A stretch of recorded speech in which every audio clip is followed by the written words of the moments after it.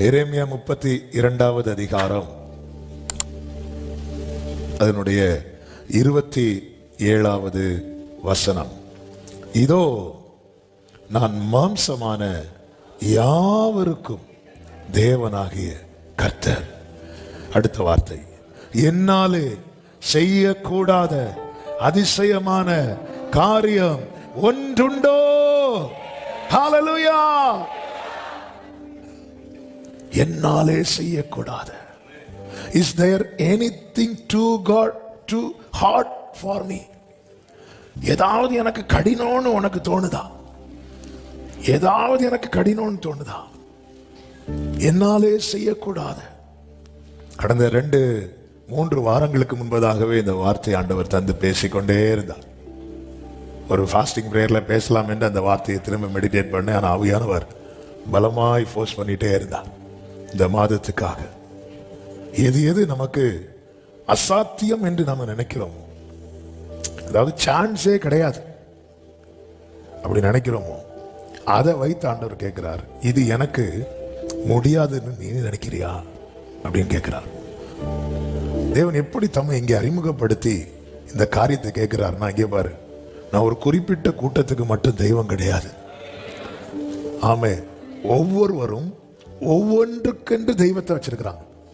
அக்கினிக்குன்னு ஒரு தெய்வத்தை வச்சிருக்கிறாங்க. இப்போ பாகால வழிபடுறவங்க அக்கினிக்குன்னு. அதனாலதான் எலியா வந்து சொல்லுவார், அக்கினியினால் உத்தரவு. நீ அக்கினி பாகால சொல்றேல்ல, நான் சொல்றேன் உன் வழிக்கே வர. அக்கினியினால யார் உத்தரவு அருள்றாரோ அவங்க தான் தெய்வம். அக்கினியினால் ஒவ்வொன்றுக்கென்று ஒவ்வொரு தெய்வத்தை வச்சிருக்கிறாங்க எல்லாத்துக்கும். இப்போ பிசினஸா, அதுக்குன்னு ஒரு தெய்வம். அந்த தெய்வத்திட்ட எது மட்டும் தான் கேட்பாங்க? காது வலிக்கு அந்த இஎன்டி டாக்டர் தான் போய் பார்ப்பாங்க. ஹார்ட் ஸ்பெஷலிஸ்ட போய் பார்க்க மாட்டாங்க. ஹார்ட் இருதய வலிக்கு பல் டாக்டரை போய் பார்க்க மாட்டாங்க. அவன் ஒவ்வொன்றுக்குன்னு ஒவ்வொன்று. அதே போலதான் மனிதர்களும் ஒவ்வொன்றுக்கென்று ஒவ்வொரு தெய்வங்கள் அவனா செட் பண்ணி வச்சிருக்கிறான். ஆண்டவர் கூப்பிட்டு கேட்கிறாரு, நீ என்ன எப்படி செட் பண்ணி வச்சிருக்கிற? என்னால உன்னை மீட்க மட்டும்தான் முடியும் நினைச்சிட்டு இருக்கிறியா? என்னால் உன்னை நடத்த முடியாதுன்னு நினைக்கிறியா? எனக்கு இதை செய்ய முடியாதுன்னு நினைக்கிறியா? என்னால் செய்யக்கூடாத அதிசயமான காரியம் ஒன்று உண்டோ? ஹல்லேலூயா. ஆமென். நம்ம சண்டே கூட ஒரு பாட்டு பாடணுமே, நம் காரியம் வாய்ப்பதற்கென்று வேற நாமம் நமக்கு இல்லையே. அந்த கோரஸ் பாடு. இந்த பூமியிலும் வல்லமையான ஒரு நாமம் உண்டு. ஓ வானத்திலும் இந்த பூமியிலும் வல்லமையான ஒரு நாமம் உண்டு. ஓ மனுஷருக்குள்ளே வல்லமையா வேறொரு நாமம் இல்லை. அவர் நாமத்தில் அற்புதம். அவர் நாமத்தில் அற்புதம். தீமையானாலும் நன்மையாய் மாறும். கையை தட்டி பாடுங்க. அவர் நாமத்தில் அற்புதம் நடக்கும். தீமையானாலும் நன்மையாய் மாறும். இந்த வார்த்தையை சொல்லுங்க. நம் காரியம் வாய்ப்பதற்கென்று வேற நாமம் நமக்கில்லையே. சொல்லுங்க. நம் காரியம் வாய்ப்பதற்கென்று வேற நாமம் நமக்கில்லையே. ஆமென். நம் காரியம் வாய்ப்பதற்கென்று வேறே நாமம் நமக்கு இல்லை. நான் மாம்சமான யாவருக்கும், ஆமென், யாவருக்கும் தேவனாகிய கர்த்தர். அவரை குறித்து சொல்லப்பட்டிருக்கிறது, பால சிங்கத்துக்கும் ஆகாரத்தை அவர் தான் கொடுக்கிறாராம். கூப்பிடும் காக்கை குஞ்சுக்கும் ஆகாரத்தை சவதரித்தின ப்ரிப்பேர் பண்ணி கொடுக்கிறாராம். ஹல்லேலூயா. அதாவது நட்சத்திரங்களை உண்டாகட்டும்னு சொல்லும் போதே இதை வந்து எப்படி வர்ணித்தாலும் போதாது. ஆமென். அதாவது மனுஷன் செய்யறத நம்ம என்ன சொன்னாலும் கொஞ்சம் கூட்டி தான் சொல்லுவோம், இல்லைன்னா குறைச்சி சொல்லுவோம், எதுவுமே கரெக்டாக சொல்ல மாட்டோம். ஆனால் ஆண்டவர் செய்யறதை இங்கே எவ்வளவு கூட்டுங்க, குறைவாக தான் இருக்கும். அவருடைய செயல் தான் மேலே நிற்கும். எவ்வளவு கூட்டி சொன்னோம். இப்போ ஒரு எக்ஸாம்பிள், ஆண்டவர் 5 அப்பத்தை 5000 புருஷர்கள் உண்டார்கள் இருக்கு. அப்போ நமக்கு தெரியும் அங்கே 5000 புருஷர்கள் மட்டும் இல்லை, ஏன்னா ஆண்கள் கூட்டத்துக்கே பெண்கள் வந்து உட்கார்ந்து இருக்கிறாங்க. அப்போ கண்டிப்பாக ஸ்திரீகள் இருப்பாங்க. ஸ்திரீகள், பிள்ளைங்க, அப்போ பாருங்க, அங்க பாருங்க 5000, அவ்வளவுதான். நம்ம ஆட்களா இருந்திருந்தா 5 பேர் வந்திருந்தாலும் கூட்டத்தின் ஒரு பகுதின்னு காட்டி மொத்த பகுதியே அதான். பைபிள் நீங்க எவ்வளவு சிம்பிளா முடிச்சுவார். வானத்தையும் பூமியையும் மனுஷன் இன்னைக்கு இருந்து ஆராய்ந்து கொண்டிருக்கிறான். பைபிள்ல 1.5 லைன்ல முடிச்சு, ஆதியில தேவன் வானத்தையும் பூமியையும் சிருஷ்டித்தார். போ, அடுத்து போ. ஆமென். ஆண்டவர் அப்படிப்பட்ட தேவன் கேட்கிறாரு, என்னாலே செய்யக்கூடாத அதிசயமான காரியம் இப்ப உண்டான்னு கேட்கிறாருல, நீங்க சொல்லுங்க அவர்கிட்ட. அதாவது நம்ம சொல்ல வந்தது விழுங்கிரும் இந்த கேள்விக்கு முன்னாடி. இதுதான் பரிசுத்த ஆவியானவர் இந்த வசனத்தை தந்தது. சில காரியத்தை ரொம்ப ஹார்டா ஃபீல் பண்ணி விட்டு சொல்லணும்னு போறோம். இந்த வசனம் வந்ததும் விழுங்கிடுறோம். நிறைய விழுங்க போறீங்க, ஏன்னா நிறைய அவர் செய்ய போறார். அதாவது வீட்டை குறித்து தாவீதுக்கு அது ஒரு பெரிய எட்டாத லெக்காகவே இருந்துட்டு இருந்துச்சு. ஏன்னா தாவீதுடைய லைஃபே ஓடி ஓடி அலைகிறது. இப்போ நான் கர்த்தருக்கு ஒரு வீட்டை கட்ட போறேன். ஆண்டவர் நாத்தான கூட்டாருக்கீவா, ஆண்டவர் போய் சொல்லு, நான் உனக்கு ஒரு வீட்டை கட்டுவேன். இப்போ தாவீது என்ன சொல்லியிருக்கணும்? ஆண்டவர் அதை நான் நினைக்கவே இல்லையே அப்படிதானே சொல்லியிருக்கணும். நான் கேட்கவே இல்லையே. அந்த வேர்டு வந்து சொன்னதும் தாவீது சொல்லுவாரு, நீர் மத அடியனை அறிவீர் அப்படின்பார். உங்களுக்கு என்ன தெரியும்பா, என சொல்ல முடியாம உள்ள வச்சு, சில காரியத்தை சொல்ல முடியாம உள்ள வச்சு தயங்கி கொண்டு கலங்கி கொண்டு வருத்தத்தோடு யாராவது இதை சமீபத்தில் தூரத்தில் இருந்து கேட்டுக்கொண்டிருப்பீங்கன்னா, உங்களுக்கான இந்த காலை வேளையில சொல்லப்படுகிற நற்செய்தி, அதை அறிகிற ஒருவர் பரலோகத்தில் இருக்கிறார். நம்முடைய விண்ணப்பங்களுக்கு மட்டும் பதில் தருகிறவர் அல்ல, நம்முடைய நினைவுகளுக்கும் பதில் தருகிறவர். ஹல்லேலூயா. நம் காரியம் வாய்ப்பதற்கென்று வேறே நாமம் நமக்கில்லையே, நம் காரியம் வாய்ப்பதற்கென்று வேறே நாமம் நமக்கில்லையே. அவருடைய நாமம் அதிசயமானவர். ஏசாயா 9:6 சொல்லப்பட்டிருக்கிறது, நமக்கு ஒரு பாலகன் பிறந்தார், நமக்கு ஒரு குமாரன் கொடுக்கப்பட்டார். இந்த சத்தம் கேட்டாலே வீட்டுக்கு வெளியே போய் பார்ப்போம், கேரள் வந்திருக்கிறாங்களான்னு. ஆமென். டிசம்பர்ல தான் எல்லாருக்கும் இந்த வசனமே ஞாபகம் வரும். கர்த்தத்துவம் அவர் தோளின் மேல் இருக்கும். The government shall be upon his shoulder. அடுத்த வார்த்தை, அவர் நாமம் அதிசயமானவர். அதிசயமானவர். அவர் நாமமே அதிசயமானவர். அவருடைய செயல்கள் அதிசயம். அதிசயம் என்ன தெரியுமா? சாத்தியமே இல்லாதது சாத்தியமாகிறது தெரியுமா? அதுதான் அதிசயம். ஆமென். சாத்தியமே இல்லாதது சாத்தியமாகிறது அதிசயம். மழை காலத்துல மழை பெய்கிறது அதிசயம் கிடையாது. வெயில் காலத்துல மழை பெஞ்ச அதிசயம். ஆமென். ஏதேன்ல தண்ணீர் பாய்றது அதிசயம் கிடையாது. வனாந்திரத்துல தண்ணீர் பாய்ஞ்சுன்னா அது அதிசயம். சவுலின் மகன் யோனத்தான் ராஜாவாய் மாறுகிறது அதிசயம் கிடையாது.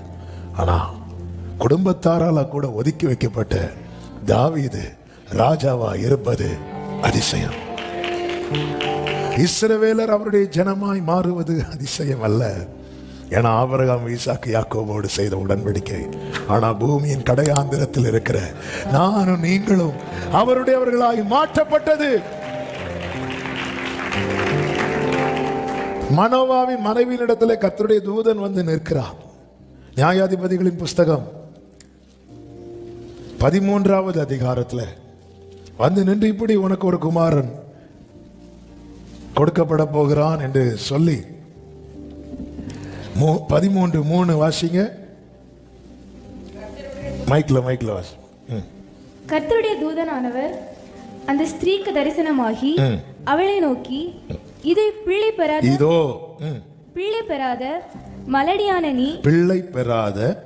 மலடியான நீ கற்பந்தரித்து ஒரு குமாரனை பெறுவாய் என்றார். பிள்ளை இதுவரை பெறல, நீ பெற போகிறன்னு சொன்னா அது அதிசயம் கிடையாது. அதுக்கடையில் ஒரு வேர்டை சேர்க்கிறாரு. என்ன வேர்டு தெரியுமா? மலடி. அதன் அர்த்தம் என்ன? அவளுக்கு பிள்ளை பிறக்கிறதுக்கு சான்ஸ் இல்லை. அண்ணாளுக்கு சான்ஸ் இருந்து கர்த்தர் அடைத்தார்னு பைபிள்ல இருக்கு. ஆனா இவளுக்கு சான்ஸ் கிடையாது. இதோ இதோ behold now. என் ஆண்டவர் யார் என்றால், என் ஆண்டவர் இருக்கிறதை எடுத்து தருகிறவர் மாத்திரமல்ல, இல்லாததை உருவாக்குகிறவர். என்னால் செய்யக்கூடாத அதிசயமான காரியம் ஒன்று உண்டோ? பைபிள் ஆதியாகமத்திலிருந்து வெளிப்படுத்தல் வர சொல்லணும்னு தோணிட்டே இருக்கு. அவ்வளவு ஆண்டவருடைய கிரியைகள் ஒவ்வொன்றையும் தியானித்தால் அது எவ்வளவு ஆச்சரியமானவைகள். பிள்ளை பெறாத மலடியான நீ கற்பந்தரித்து, என் ஆண்டவர் ஆபிரகாம் கிடையாது, என் ஆண்டவர் சாராளும் கிடையாது. இப்ப கொஞ்ச நாள் காத்திருந்து முடியாதது இன்னொன்னு ட்ரை பண்றதுக்கு. என் ஆண்டவர் சர்வ வல்லவர்.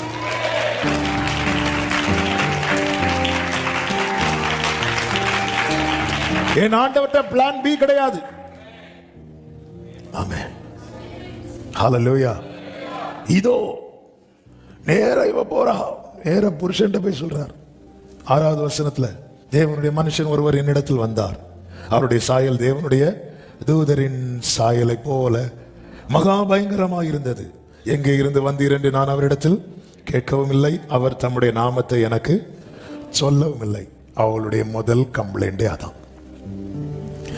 நம்மளா இருந்தா என்ன பேரு சொல்லிருப்போம்? ஃபர்ஸ்ட் இங்க பாருங்க, இங்க பாருங்க, இங்க பாருங்க, எனக்கு இப்படி சொன்னாங்க, இப்படி சொன்னாங்க. யாரு சொன்னா? கடைசியில் எல்லாத்தையும் பாஸ்டர் மேல பாஸ்டர் சொன்னாரு. அவன் சொல்லிட்டு அடுத்து அவர் என்னை நோக்கி, இதோ நீ கற்பந்தரித்து ஒரு குமாரனை பெறுவாய், அவர் நாமத்தை எனக்கு சொல்லல. அதனால இவங்களுக்கு நம்ப முடியல. அப்போ மறுபடியும் மனோவா ஜெபம் பண்றான். 8வது வசனத்துல, என் ஆண்டவரே, நீர் அனுப்பின தேவனுடைய மனுஷன் மறுபடியும் ஒரு விசை எங்களிடத்தில் வந்து பிறக்க போகிற பிள்ளைக்காக நாங்கள் செய்ய வேண்டியதை எங்களுக்கு கற்பிப்பீராக என்று வேண்டிக் கொண்டான். இப்ப வராரு. இதெல்லாம் தெரிவிக்கப்பட்ட போது 17வது வசனத்தை வாசிமா. 17வது வசனம். அப்பொழுது மனோவா கர்த்தருடைய தூதனை நோக்கி, நீர் சொன்ன காரியம் நிறைவேறும் போது, எல்லாரும் சொல்லுங்க. ஆனா நமக்குள்ள எப்படி தெரியுமா கேள்வி இருக்கும்? நிறைவேறுமா? இந்த மா மோ இந்த கேள்வி எல்லாம் இன்னைக்கு ஆண்டவர் உடைக்க போறார். ஏன்னா ஆண்டவர் அவரை வச்சு ஒரு கேள்வியை வைக்கிறார். நம்ம பல கேள்வியோடு இருக்கிறோம். என் ஆண்டவர் அவரை வச்சு ஒரு கொஸ்டின் மார்க் வைக்கிறார். அந்த கொஸ்டின் மார்க் தான் இந்த மாதம் கர்த்தர் தந்த வார்த்தை. என்னால் செய்யக்கூடாத அதிசயமான காரியம் கொஸ்டின் மார்க் கேட்கிறார். ஆண்டவரே, என்ன ஆண்டவரே நீங்க? அப்போ நீ என்னடா இப்ப நிறைவேறும் போது நிறைவேறும். நீர் அனுப்பின வார்த்தைகள் ஒருபோதும் வெறுமையாய் உம்மிடம் திரும்பாது. நீர் அனுப்பின வார்த்தைகள் ஒருபோதும் வெறுமையா உம்மிடம் திரும்பிடாதே. கைகளை உயர்த்தி, இயேசுவே, நீர் சொன்ன வார்த்தைகள் எல்லாம் விருப்பத்தை நிறைவேற்றுமே. நீர் அனுப்பின வார்த்தைகள் ஒருபோதும் உம்மிடம் திரும்பிடாதே.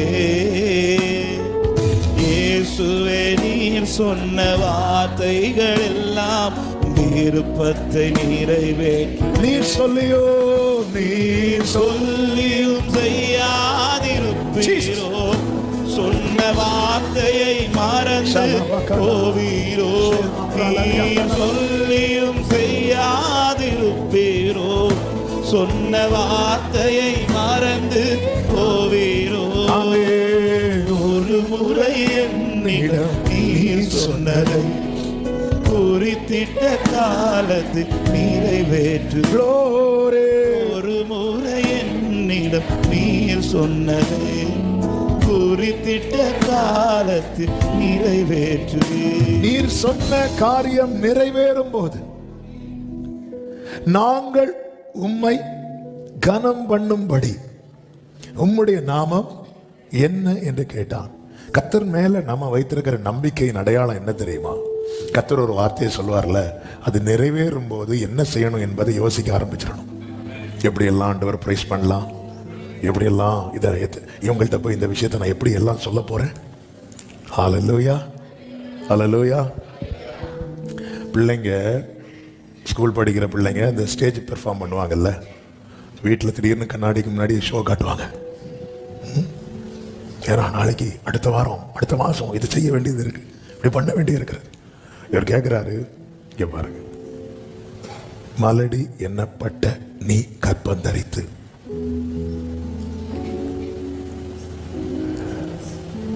அதாவது அந்த வேர்டை ஏன் அவர் சொல்றாரு, அந்த வேர்டை ஏன் அவர் சொல்றாரு? நீ அந்த வேர்டு சொல்லக்கூடாது. அந்த வேர்டு நீ உன் வாயில வரக்கூடாது. அதன் அர்த்தம் என்ன? அவர் தெரியாம ப்ராமிஸ் பண்ணல. நான் யாருன்னு தெரியாம எனக்கு ப்ராமிஸ் பண்ணல. என் சிச்சுவேஷன் என்னன்னு தெரியாம எனக்கு ப்ராமிஸ் பண்ணல. கிதியோன்ட்ட கர்த்தர் ஒரு மனுஷனை முறியடிக்கிறது போல நீ மீதியானியரை முறியடிப்பாய் அப்படி சொல்லும் போது அவன் இப்படி பார்த்துட்டே இருக்கிறான். அந்த ராத்திரியில கர்த்தர் அவனுக்கு தரிசனமாகி சொல்லுகிறார். நியாயாதிபதிகள் 6வது அதிகாரம் 25வது வசனத்துல, நீ உன் தகப்பனுக்கு இருக்கிற காளைகளில் 7 வயதான 2ஆம் காளையை கொண்டு போய் அப்படிங்கிறார். உங்க அப்பா கிட்ட என்ன இருக்கு, எத்தனை காளைகள் இருக்கு, அதுல காளைக்கு வயசு என்ன? நம்ம பிள்ளைகளுக்கு வயசே தெரிய மாட்டேங்குது. நமக்கு வயசே ஒரு கட்டம் தாண்டுனா தெரிய மாட்டேங்குது. ஆமா, உங்களுக்கு வயசு என்ன? எனக்கு வயசு ஆகல. ஆமேனா? நல்லவர். காளைகள்ல 7 வயதான 2வது காளை. 2வது காளைக்கு எத்தனை வயசு? அப்ப முதல் காளைக்கு இல்ல, பைபிள் வேண்டாம், உடனே சொல்லதுக்கு வாய் வருது. ஆமே, இப்படிப்பட்டவர் ஆண்டவர் சொல்லுகிறார், இங்க பாரு, நீ யாருன்னு தெரியாம நான் உனக்கு ப்ராமிஸ் பண்ணல. எனக்கு உன் சரித்திரமே தெரியும். உன் பிறப்பின் வர்த்தமானம் என்னவென்றால் நீ பிறந்த நாளில். அப்படிதான் எங்களுக்கு உங்களை சர்ச்சில் சேர்ந்ததுக்கு அப்புறம் தான் கொஞ்சமாவது தெரியும். அதுவும் பல முறை பார்த்தா தான் தெரியும். ஆனா அவருக்கு அப்படி இல்லை, தெரியும். ஆண்டவர் சொல்றார், ஆண்டவர் எல்லாரும் மலடின்னு சொன்னாங்க, நீங்களும் சொல்லிட்டீங்கல்ல, மலடி என்னப்பட்ட நீ கற்பந்தரித்து. ஹல்லேலூயா. தேவன் செய்கிற அதிசயத்துல எனக்கு ஒரு நன்மை கிடைக்கிறது, அதே நேரத்தில் என்னுடைய நிந்தை நீங்குகிறது. வலது கரத்தை உயர்த்துங்க. என் ஆண்டவர் எனக்கு செய்ய போகும் அதிசயத்தில் எனக்கான நன்மை கிடைக்கிறது, என் நிந்தை நீங்குகிறது, என் குறை மாறுகிறது, என் கரை மாறுகிறது, என் தடை மாறுகிறது. சத்தமா ஆமென் சொல்லுங்க பார்க்கலாம். ஹல்லேலூயா. 3 கேள்விகள் அதை முன்வைத்து ஜெபிக்கிற எல்லாம் நன்றாய் அடிக்கடி நம்ம யூஸ் பண்ற வேர்ஸ் தான். முதல் கேள்வி, நாம வைக்கிற கேள்விகள், அதற்கு எல்லாத்துக்கும் இந்த வசனம் தான் பதில். முதல் கேள்வி, ஆபிரகாம் ஆண்டவரிடத்துல கேட்ட கேள்வி, உமது அடியானுக்கு என்ன தருவீர்? ஆதியாகமம் 15வது அதிகாரம் 2வது வசனம் வாசிமா. ஆதியாகமம் 15:2. அதற்கு ஆபிரகாம், கர்த்தராகிய ஆண்டவரே, அடியேனுக்கு என்ன தருவீர்? நான் பிள்ளை இல்லாமல் இருக்கிறேனே அப்படிங்கிறான். இங்கே ஆபிரகாம் யார சொல்றான்?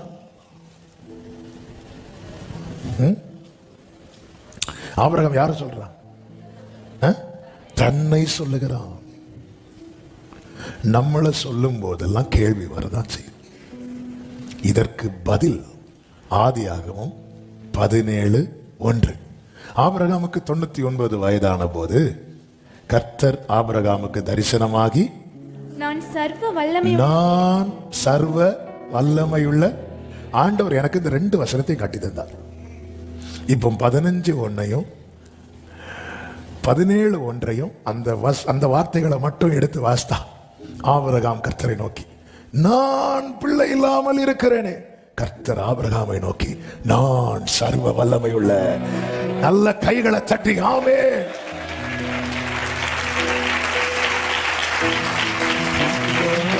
கிரகிக்க முடியா காரியம் செய்வே சர்வஞானியே உம்மையா. நீங்க இந்த 2 வசனத்தை மெடிடேட் பண்ணணும். ஹோம்வொர்க். இந்த நான் ஆபிரகாம் சொல்லி என்னென்ன இல்லைன்னு சொன்னானோ அதுக்கெல்லாம் அவர் கொடுக்கிற பதில பாருங்க. நான் சர்வ வல்லமை உள்ள தேவன். ஆண்டவர், நான் வாபஸ் வாங்கிறேன். நீ ஃபுல்லா ஒன்னையே நினைச்சிட்டு ஒன்னையே சொல்லிட்டு இருக்கிறனால தான் ஒரே கேள்வி மேல கேள்வியா இருக்கு. என்ன தருவீர்? ஹல்லேலூயா. நான் பிள்ளை இல்லாமல் இருக்கிறேனே, நான் சர்வ வல்லமை உள்ள தேவன். ஆபிரகாம் அடுத்த வசனத்தை நீங்க பாத்தீங்கன்னா பொத்துன்னு கிடப்பாரு. அடுத்த வசனம் வசியமா 2-3 முகம் குப்புற விழுந்துட்டு இருக்குமே.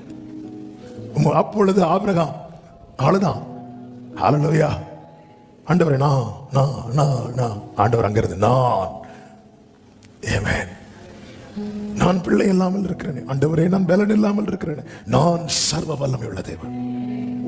ஆண்டவரே, நான் சோர்ந்து போகிறேனே, உன் தேவனாகிய நான் சோர்ந்து போவதும் இல்லை, இளைப்படைவதும் இல்லை. என்ன தருவீர் என்ற கேள்விக்கு ஆண்டவர், எனக்கு முடியாதுன்னு நினைக்கிறியா? இந்த நாளிலே இந்த வார்த்தையை வைத்து ஆண்டவர் சொல்ல விரும்புகிற செய்தி இதுதான். நீ ஒன்னையே யோசித்து வாழ்க்கை ஃபுல்லா கொஸ்டின் மார்க்கா இருக்கு. நீ என்ன யோசித்து நம்பிக்கையில் வருது யாரு? ஆபிரகாம் தன்னை சொல்ல விசுவாசத்துல தளர்ந்து வாக்குத்தத்தத்தை விட்டு அவன் பார்வையை மாட்டுகிறான். லோத்து மாட்டி போய் விட்டான். அடுத்து ஆபிரகாம் மாட்டுகிறான். ஆண்டவர் பார்வையை மாற்ற விடல, பிடிச்சு வைக்கிறார். நம்ம எல்லாம் நிறைய மாத்திட்டோம் பார்வையை. வேண்டாண்டவரே, எலியேசர், இஸ்மவேல் பிடிச்சு நிறுத்தி ஆமென் சிலத கம்பல் பண்ணி பார்க்க வச்சிட்டு இருக்கிறார் அவர். இப்படி இருப்போம். அப்பா, என்ன வேதத்தின் மேல தியானமா இருக்கிறோம், எங்க திரும்ப விட மாட்டேங்கிறாரு. பாரு, எங்க திரும்பினாலும் அதே வசனம். சரி, இனி கொஞ்ச நாளைக்கு இந்த சாப்டரை தொடக்கூடாதுன்னு சர்ச்சுக்கு வந்தா வாக்குத்தத்த வசனமே அதுதான். சரி, நம்ம இங்கே கேட்டதுனால நம்ம விஷயம் தெரிஞ்சு பேசுவாங்க. நம்ம வேற செய்தி ஏதாவது பார்க்கலாம்னா அங்கேயும் அவருக்கு அதுதான் வார்த்தை. வேண்டாம்ப்பான்னு சொல்லிட்டு சர்ச்சை விட்டு வெளியே போகலான்னு பார்த்தா ஃப்ரெண்டில் ஒரு லாரி இடிக்கிற மாதிரி வரும். ஆனால் அதில் எழுதியிருக்கும் வார்த்தை, எங்க போனாலும் துரத்துவேங்கிறது மாதிரி. ஆண்டவரே, நான் இப்படி இருக்கிறேனே. ஆண்டவர் சொல்ல, நான் எப்படி இருக்கிறேன் தெரியுமா? என் ஆண்டவர் அவருக்குன்னு ஒரு குவாலிட்டி இருக்குல்ல, அதை விட்டு கொடுக்கவே மாட்டார். ஏங்க, பிராக்டிக்கலா இதே ஒரு மனுஷன் பேசுறது எப்படி இருக்கும்? ஒரு மனுஷனுக்கு எழும்ப முடியாம இருக்கும்போது வந்திருந்து, நான் எவ்வளவு ஹெல்த்தியா இருக்கிறேன் தெரியுமா, இப்படி சொன்னா எப்படி இருக்கும் நமக்கு? ஏங்க, ஒரு துக்க வீட்டுக்கு போகும்போது கூட நமக்கு அழுக வரலைனாலும் வெளியே சிரிச்சுட்டு தான் வந்திருப்போம். ஃபோனில் சொல்லுங்க சரி, வந்துட்டு வைக்கிட்டா வச்சுட்டு உடனே ஃபேஸ் மாறுங்க. நம்மள மாதிரி நடிகர்கள் அப்படியே மாறிட்டு அங்கே இடத்துல போய், நான் எவ்வளோ ஹாப்பியாக இருக்கிறேன் தெரியுமா, இப்படி சொன்னால் எப்படி இருக்கும்? அப்படிதானங்க இருக்குது. இந்த இடத்துல மனுஷன் சொன்னா அது நம்மளை காயப்படுத்தும். அவர் சொல்றாருன்னா, அவர் ஒன்று சொல்றாருன்னா அது எனக்கும் சேர்த்துதான். இதுதான் என் ஆண்டவர். அவர் கடல் மேல நடக்கிறது பேதுருவே உன்னையும் நடக்க வைப்பதற்காக. அவர் சர்வ வல்லவர் என்று தம்மை வெளிப்படுத்துகிறார் என்றால் உன் வாழ்க்கையில எல்லாம் அவர் செய்வதற்காக, செய்ய போகிறதற்காக. அதனாலதான் ஹல்லேலூயா, இயேசுவின் பிறப்பு. நம்ம வீட்டில் ஒரு குழந்தை பிறந்த நம்ம வீட்டார் சந்தோஷப்படுவாங்க இல்ல? ஹல்லேலூயா. நம்ம வீட்டில் ஒரு குழந்தை பிறகுன்னு சொல்லிட்டு பக்கத்து வீட்டில் லட்டு சாப்பிடுவாங்களா? பெரிய பிரச்சனை ஆயிரும். இல்ல. ஆனா இயேசுவின் பிறப்பை சொல்லும்போது இன்று உங்களுக்கு சந்தோஷத்தை உண்டாக்கும் யோசேப்பு அவங்களுக்கு தெரியுமா?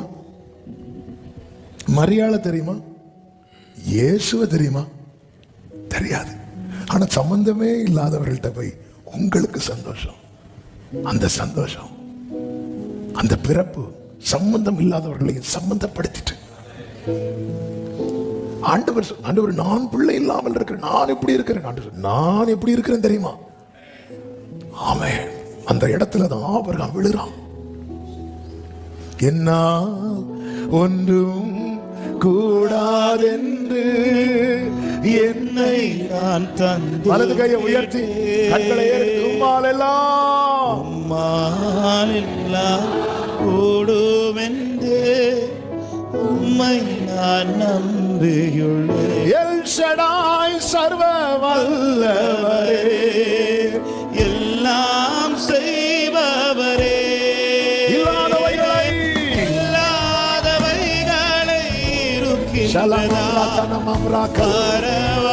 வரவழைப்பவரே. சொல்லுங்க, ஆபிரகாமுக்கு செய்தவர், ஆபிரகாமுக்கு செய்தவர் எனக்கு செய்ய வல்ல. ஆமென்.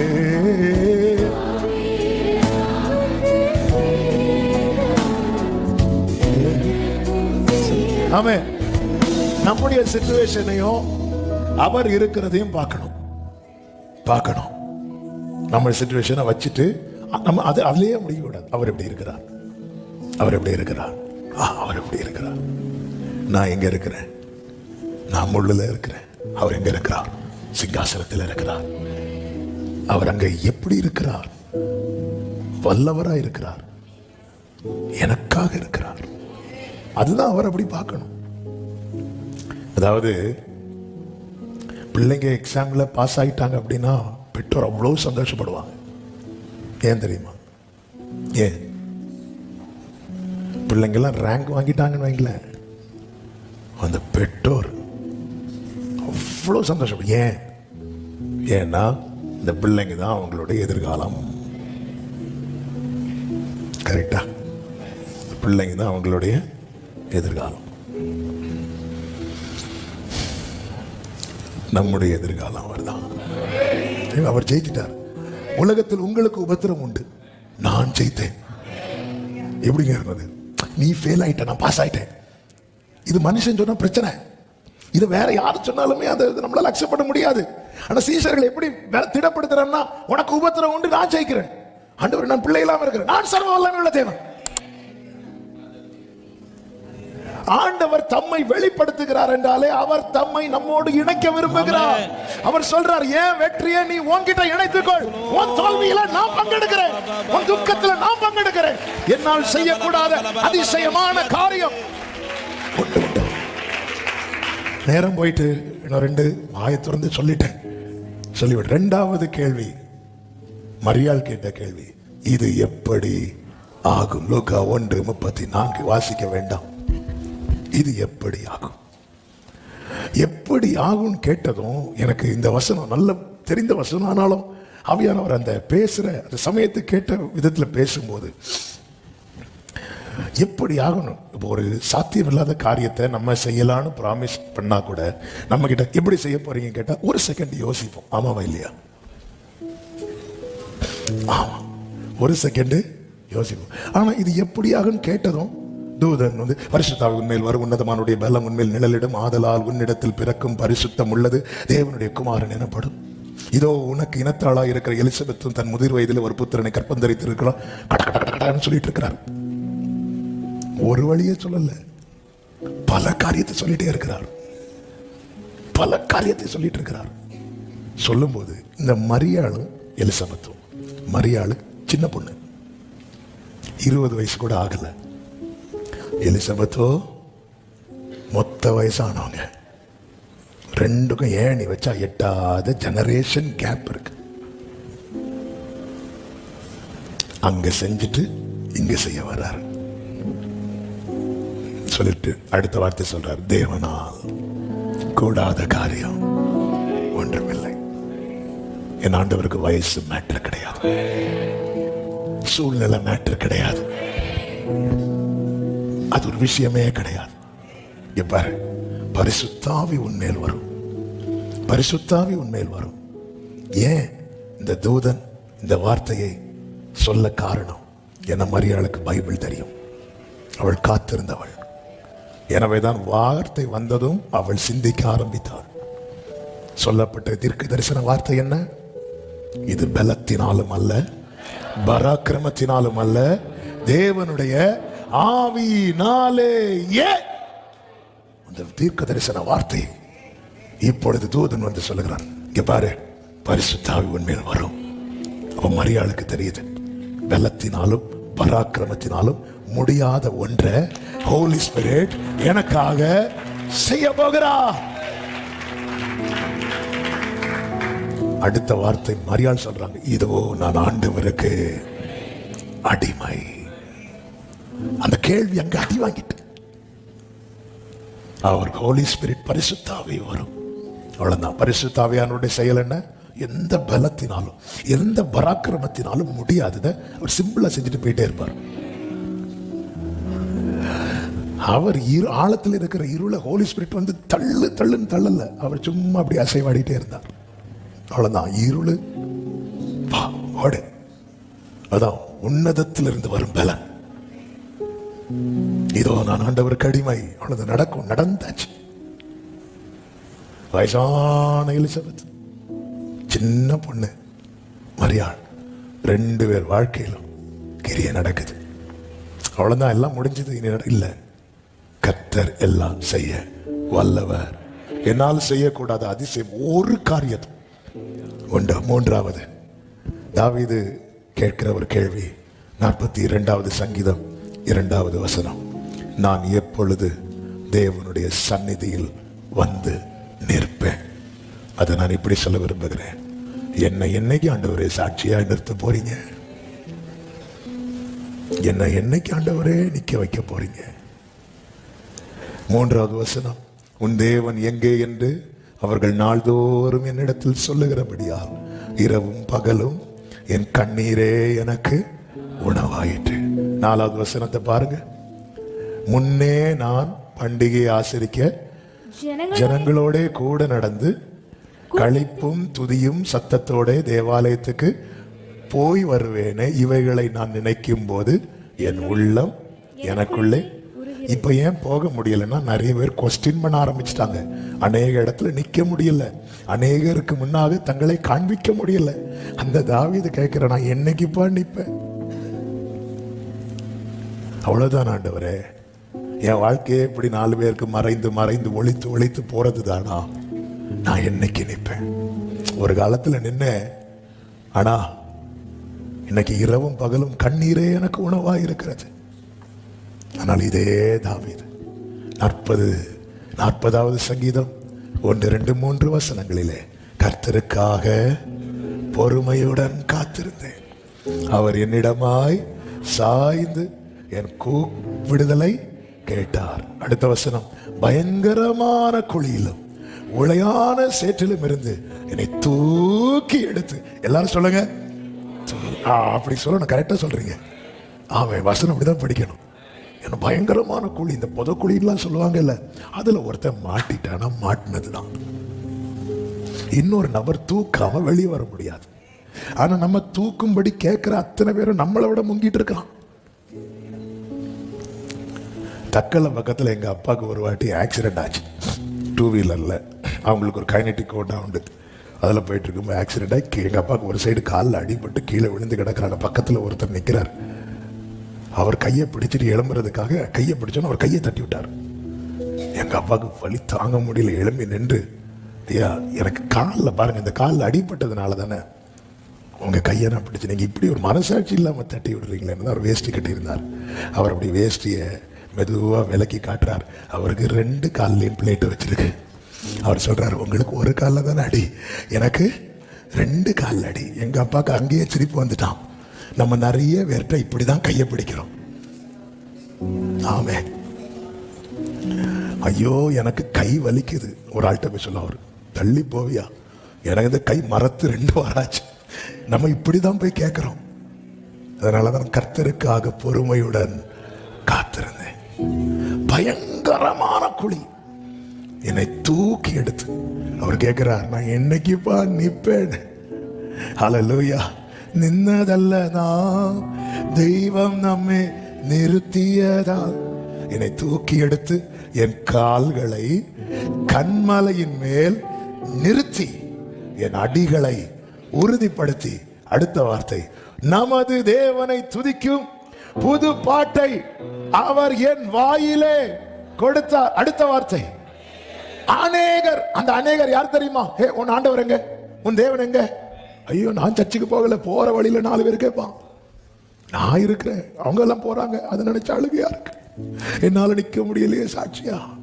இப்பொழுது அநேகர் அதை கண்டு பயந்து கர்த்தரை நம்புவார்கள். மிகப்பெரிய பயங்கரமான குழியில் இருப்பதை போன்ற சூழ்நிலையில் இருக்கிற சகோதர சகோதரி, இந்த நற்செய்தியை கேள்.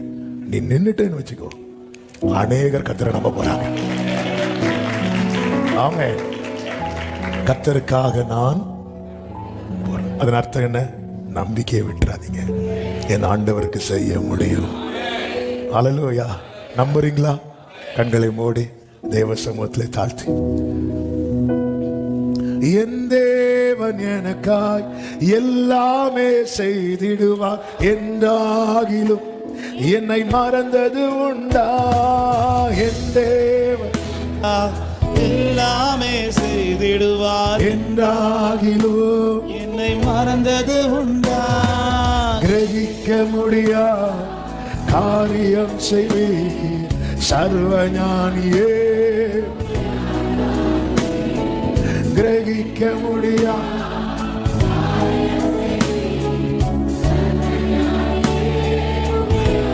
என் இயலாய்மையில் நீர் செயல்படுவி, உம் கரம் என்னை விலகாதிருக்கும்.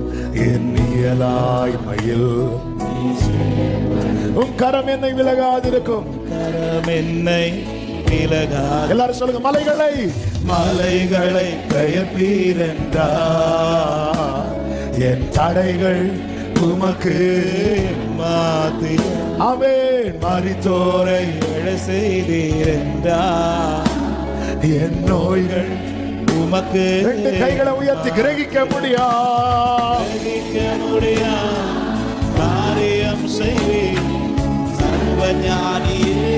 உம்மையார் கிரகிக்க முடியா காரியம் செய்வீர் சர்வஞானியே. கைகளை அசைத்து ஹல்லேலூயா பாடுவோம்.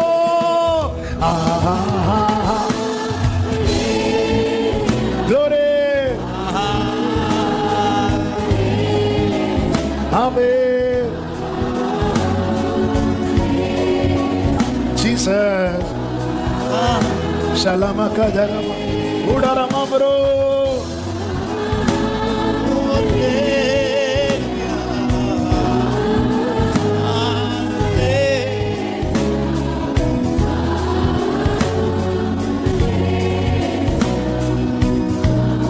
நல்ல கைகளை தட்டி தேவனுக்கு மகிமை.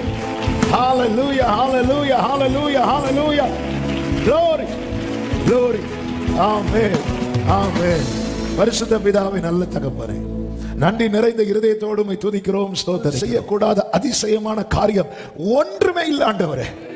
அப்பா, எல்லாவற்றையும் எளிதாய், செம்மையாய், நேர்த்தியாய், அதின் காலத்தில் செய்கிற சர்வ வல்லமை உள்ள தேவன்.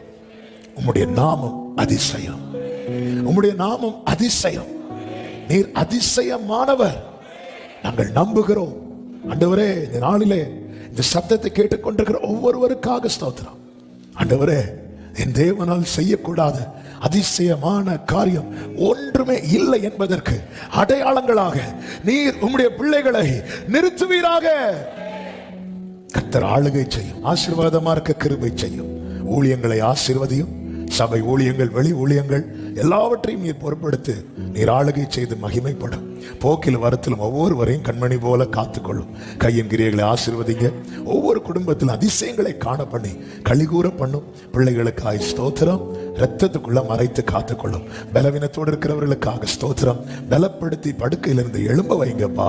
வியாதி விலகட்டும், நாமும் மகிமைப்படட்டும். வெளியூர்களில், வெளிநாடுகளில் இருக்கிறவர்களுக்காய் ஸ்தோத்திரம். கண்மணி போல பாதுகாத்து ஆசீர்வதி, மேன்மைப்படுத்தும். உண்மை அறிகிற அறிவிலே வளர ஆண்டவரே, நாங்கள் எங்களை சொல்லிக் கொண்டிருக்கிறோம், ஆனால் நீர் உண்மை வெளிப்படுத்தி கொண்டிருக்கிறீர். அதை நாங்க பார்க்கணும். ஆபிரகாம் அதை பார்த்து விசுவாசத்தில் வல்லவனானானே, தன் சரீரம் செத்து போனதை எண்ணாதிருந்தானே, சந்தேகப்படாமல் விசுவாசித்தானே, முழு நிச்சயமாய் நம்பினானே. அப்படி நாங்கள் உங்களை பார்த்து பார்த்து விசுவாசத்தில் வளர எங்களுக்கு கிருபை தருவீராக. தாழ்த்தி அர்ப்பணிக்கிறோம். மகிமை, கனம், துதி, ஸ்தோத்திரங்கள் அனைத்தும் ஒருவருக்கே செலுத்துகிறோம். இரட்சகர் இயேசு கிறிஸ்துவின் நாமத்தில் பிதாவே, ஆமென். செய்து சொல்லுவோம். என் ஆத்துமாவே என் முழு உள்ளமே அவருடைய பரிசுத்த நாமத்தை ஸ்தோத்திரி. என் ஆத்துமாவே கர்த்தரை ஸ்தோத்திரி. கர்த்தர் செய்த சகல உபகாரங்களை மறவாதே. ஆமென். நம்முடைய கர்த்தராகிய இயேசு கிறிஸ்துவின் கிருபையும், பிதாவாகிய தேவனுடைய அன்பும், பரிசுத்த ஆவியானவருடைய ஐக்கியமும் சிநேகமும் பாதுகாவலும் நம் அனைவரோடும், எல்லா பரிசுத்தவான்களோடு கூட கர்த்தருடைய வருகை மட்டும் தங்கி இருப்பதாக. ஆமென். ஹல்லேலூயா. God bless you. கர்த்தர் உங்களை ஆசீர்வதிப்பாராக. ஆமென்.